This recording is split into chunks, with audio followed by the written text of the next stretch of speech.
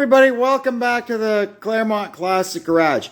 Today we're going to carry on with the 4-speed swap in our 1976 D100 pickup. We got a shifter to put together. So here's what we're going to do. We're going to use these 3 old shifters basically to make one. What we want to do is, this is a proper 833 overdrive truck shifter.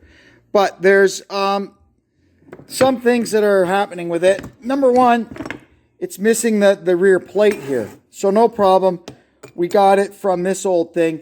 It's set up for positive stops, but the bolt hole is stripped out. No worries. We're going to drill and tap the other end of this for positive stops, and we'll see if we can get the linkage tight enough that we can make use of the positive stops in it.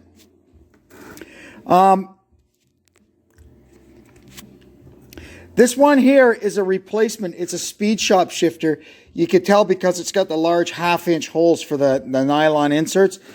And I wish I could just use this in there, but it's going to be very problematic to get rods to work, I think. The offsets on this lever and that lever are just not going to work in this application. No worries, it doesn't matter. This stuff is fine. So what we're going to do is we're going to get the shifter fixed up. We're going to fix up the linkage to get a bunch of the slop out of it. Stuff like that. We'll try to tighten that up as much as we can, because remember, there's slop at both ends. The reverse one, I'm not too worried about it. The reverse rod has slop. It's not that big a deal. It's the forward gears we want to tighten up as much as we can. And we're going to use from this one.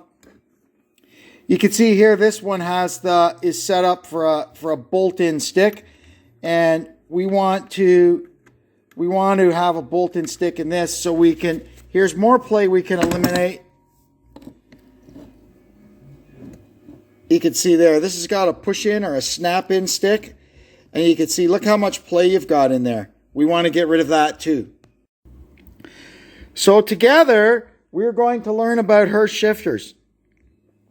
First thing I have to do is get the rods off of this one and get it off of the plate.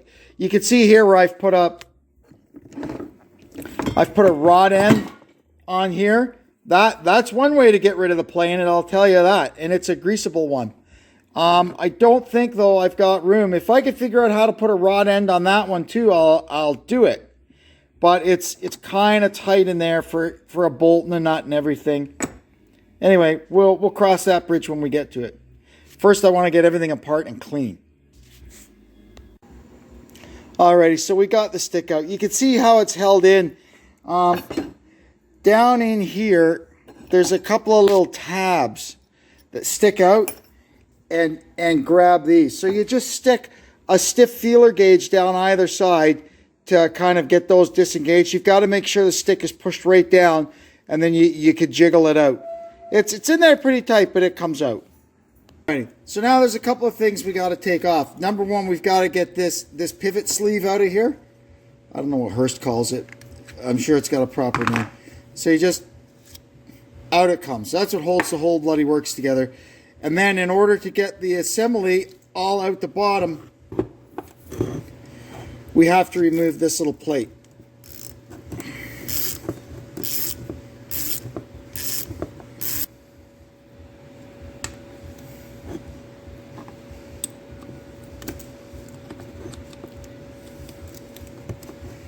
It's on there good.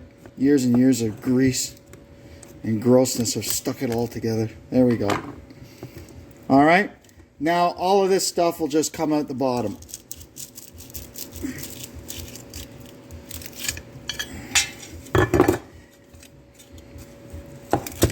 And we can go ahead now and get all of these parts cleaned up. Okay, now we've got some of the duct cleaned off of this. We should be able to tap this bolt out.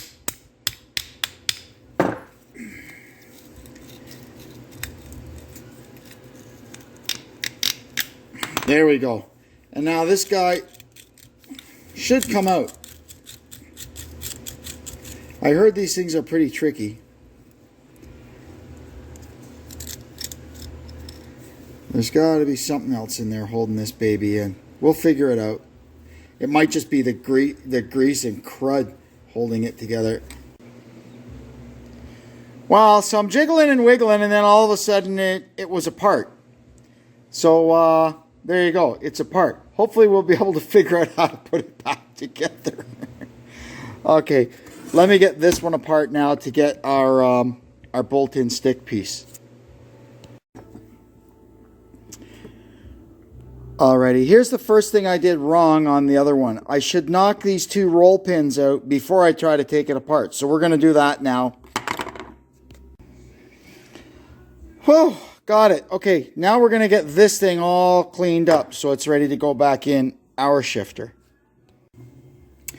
Now we've got to get this guy in here like this, right? With this washer on top of it. And this spring is squashed in there pretty good. So I'm going to work on this off camera because there may be curse words involved. And I'll be back in a minute. So how I need to do this, I'm going to get something. I'm going to go over to the press and push this spring down and slide the washer in from the side. That's probably how they do it when they manufacture them. Well, would you look at that? We got it in. A little Claremont ingenuity. We made this little tool that lets me get the spring in, push it down, and then I've milled about half of it away so I can get the washer started, and then I just finished shoving it in the rest of the way with a punch. Worked perfectly.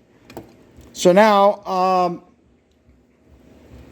this spring goes in here where the tube goes through. But first I think what I'm going to do is get this guy in on the bottom.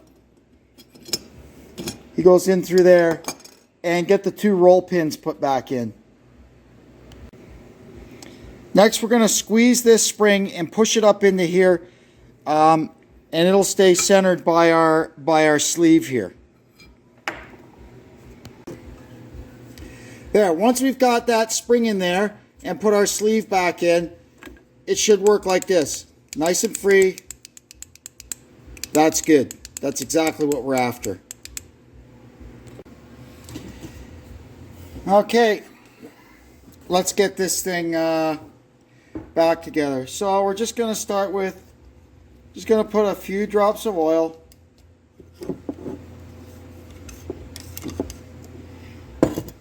And we'll start putting the bits back on.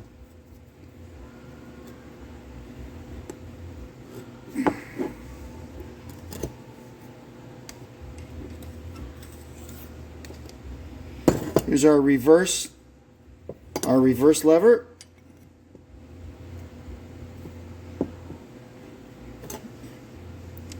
Then we've got a shim.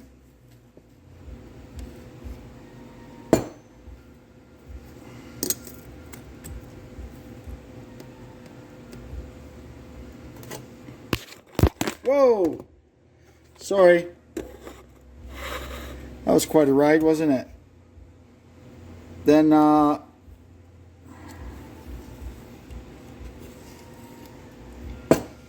this guy here, our next lever.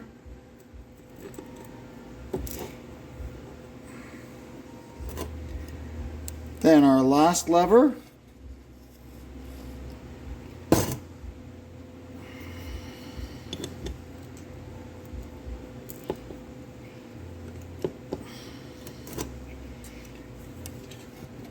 Then our last shim, and it's got to go on this way so that when it's together, that little hole lines up with the grease fitting, right?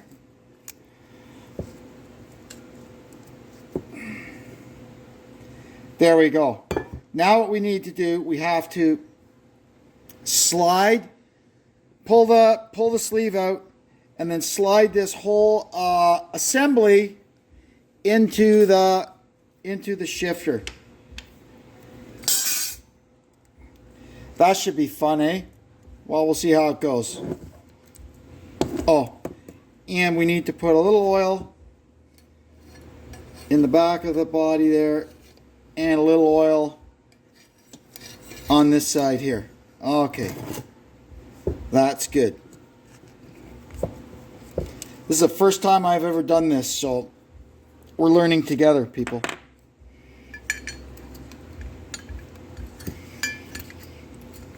There we go.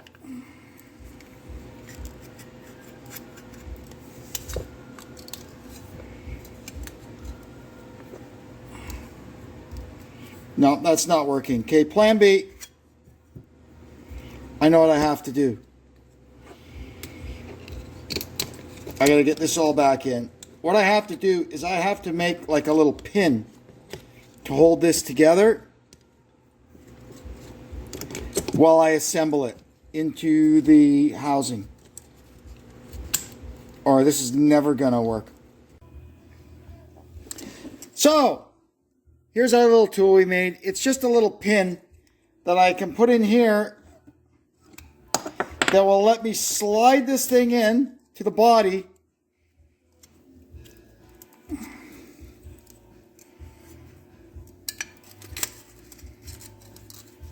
Just like that. There we are. I figured it out. Now what we got to do is push this little pin out.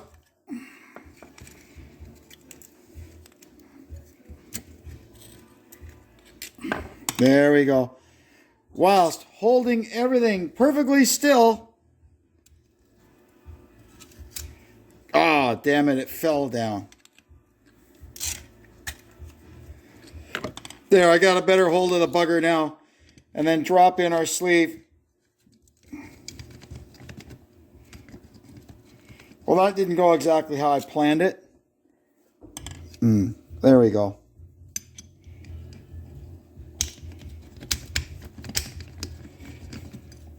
I put too much oil in it, I think. There we are. Ta-da! We did it! Okay, so now our old hearse shifter is all back together. And I've got a couple of special tools here for working on hearse shifters. The next one I do will go a lot better than this one. I hope. Okay, so now what we got to do is we need to get this thing fixed up. And we need to drill and tap this for 3/8 fine. I probably should have done that when it was apart. But I didn't, so well, I get to do it now. And this one here, the thread's ripped out of it. So we'll weld a nut to it, or we'll come up with something. So this one's not so bad at all. I ran a tap through it and it bit. Everything's good. So maybe the thread just looked bad, but it wasn't really bad. So what we're going to do now, we've got a letter Q drill. And we're going to run that through this little pilot hole here and tap that 3/8 fine. Now we got to get this thing popped back in. Shouldn't be too difficult, I would imagine. There we go. Spread that a little bit, and in she goes. There.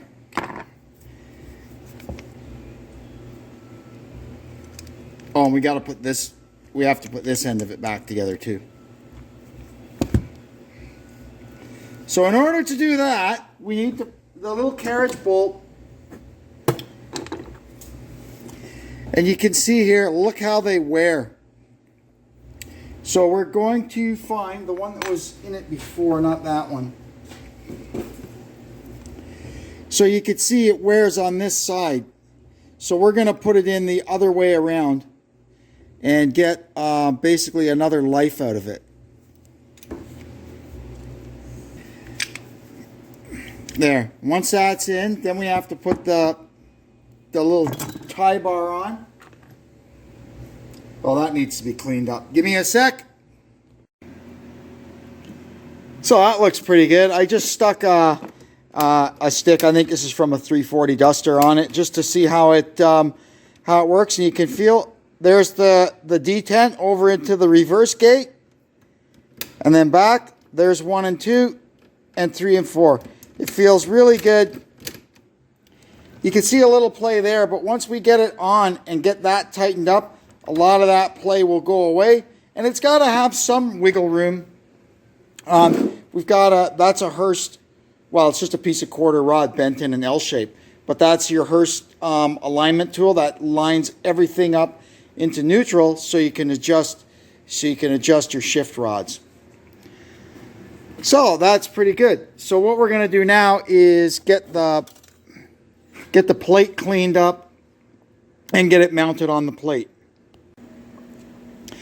I also got a little piece of tin, and we made the lower dust shield.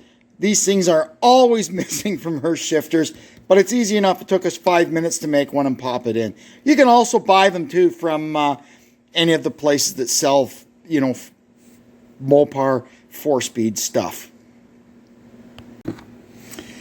I also realized that when I put this pivot bolt in, it was completely out of frame. I'm sorry.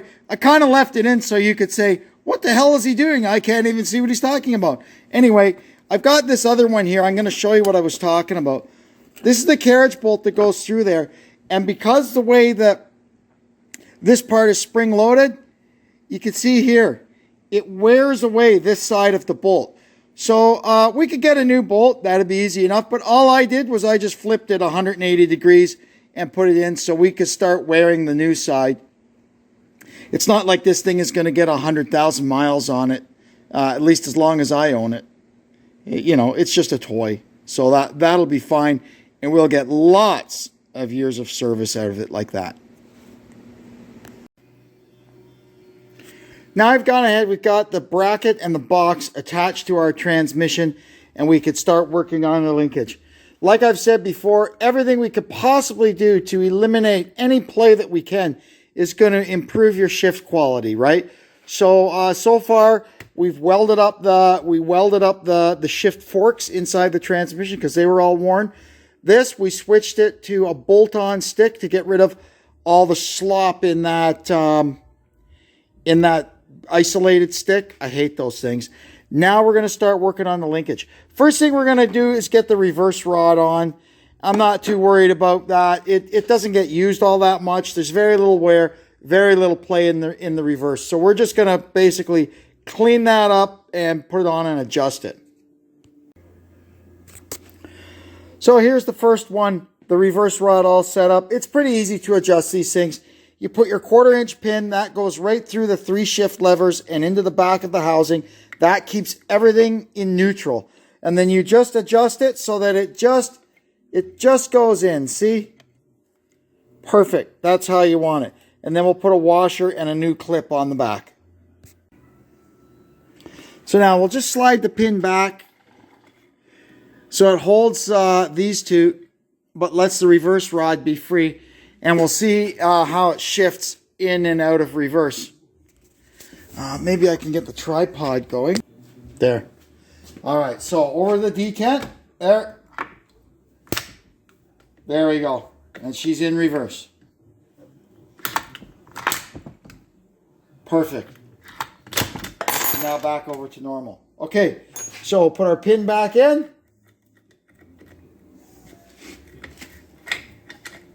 Good.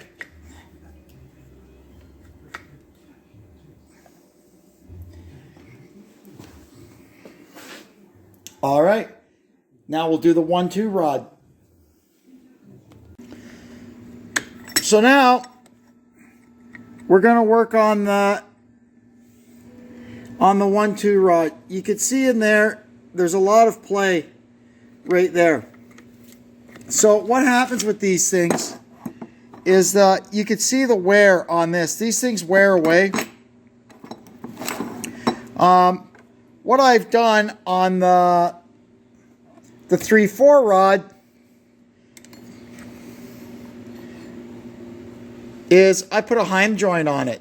Mostly I did that because when I was this transmission didn't come with any linkage, and I was mocking up some rods. I could not find a 3/4 rod for a truck. This is actually a truck reverse rod, which I kind of straightened out a little bit, and it was too short. This thing, it wouldn't work with one of these on it, so I just put the Heim joint on it to make it a little bit longer. And you know what? I kind of like it. It took up all the play, and it's still adjustable. So what I'm thinking of doing is I have to put this in the lathe and turn it down back to about here so I could thread it the rest of the way, and we'll screw a heim on it too. Why not?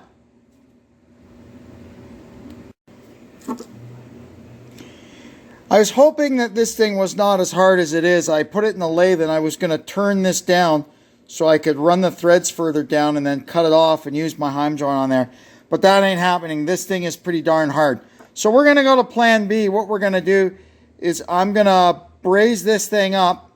You can see it's hard to see, but there's wear on it there. I'm going to braze this up. We'll machine it back down so it fits nicely in that hole. And we're going to do the same thing with this end of it. We're going to braze it up, and then we'll work that down. We'll have to do that the old-fashioned way with a file until it fits nicely in there. And that'll take up our play also.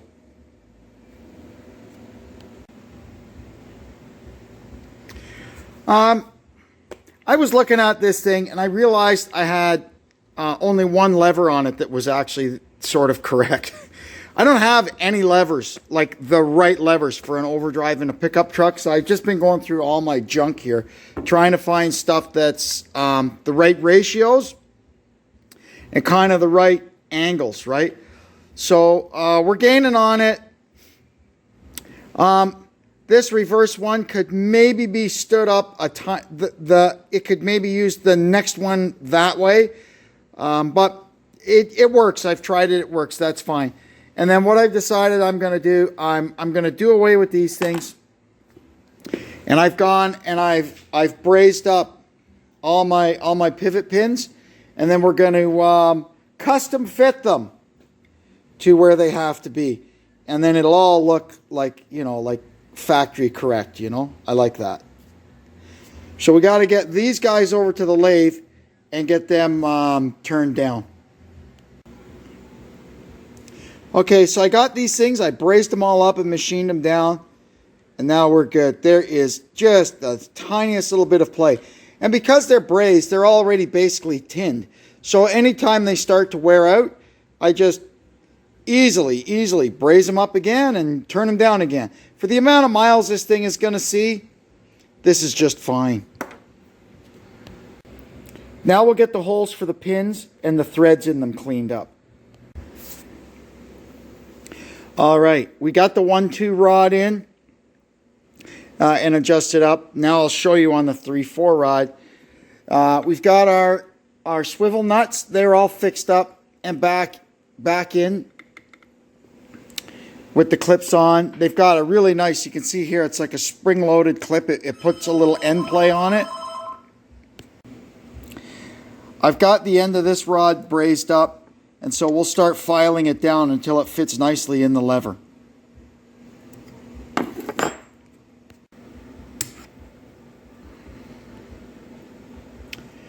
All right, we've got that fitting really nice in there. Now what we have to do, you can see, is make it a little bit longer. So I've got this 3/8 bolt here. If we mill the head down, not off, mill it down and weld it on there, look at that. It's going to be exactly the right length. So that's what we're going to do right now.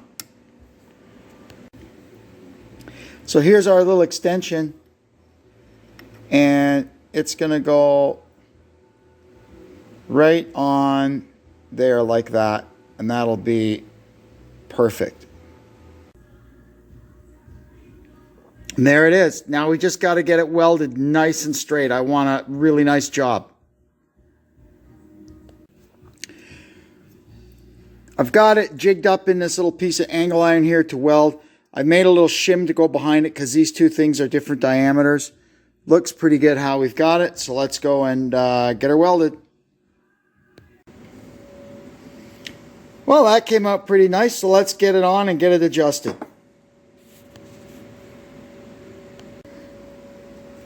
So you can see how this works now. We've got our pin in here, which locks all the fingers in the neutral position. And then all of these are in neutral, and you just adjust them so that they just go in. Just like that. Perfect. So we'll get the washer and the spring clip on the back of it, and that's close enough until we put the thing in the truck, and then we'll do the final adjustments and get the stop set, and this should be a really nice shifting transmission. All right, well, let's try it out and see what happens. So, first, second, third, fourth, reverse. Oh, this thing works nice. There's hardly any throw at all to it. It's hard when it's sitting on the bench here. It's above me. I should be above it.